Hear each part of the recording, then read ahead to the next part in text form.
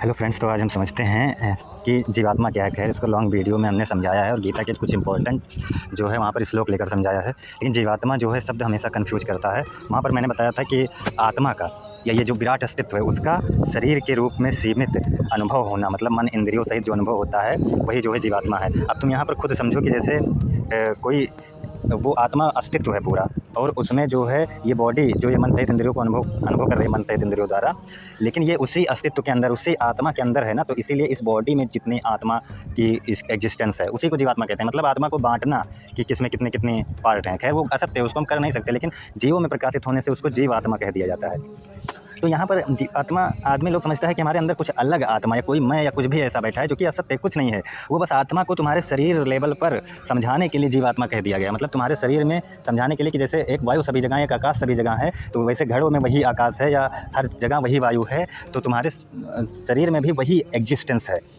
तो उसी को समझाने के लिए ये चीज़ें कही गई।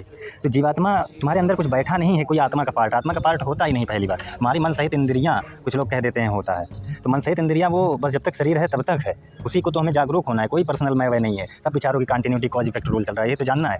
तो जीवात्मा मतलब क्या हुआ? जीवात्मा मतलब हुआ ये जीवन। जीवात्मा मतलब ये जीवन, समझो इस जीवन की कंटिन्यूटी।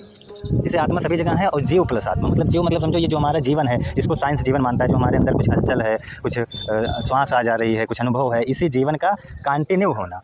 जैसे आज इस शरीर से जीवन गया, कल नया शरीर आया, उसमें जीवन है, तो इसी जीवन का कंटिन्यू जाना। अब ये जीवन किसी का पर्सनल नहीं है, लेकिन लोग पर्सनल समझते हैं। जब तक उनका शरीर है वो मैं जो बन जाता है वो पर्सनल समझता है, लेकिन मरने के बाद वो पर्सनल खत्म हो जाता है, कोई पर्सनल नहीं होता। तो अगला जो जीवन आता है उसमें यही टेंडेंसी फिर हो जाती है। मतलब जीवात्मा मतलब क्या? तुम्हारे इस जीवन का कंटिन्यू होना। अब तुम्हारा कोई पर्सनल जीवन नहीं है, इसलिए किसी पर्सनल का कंटिन्यू नहीं, इस प्रकृति का कंटिन्यू होना।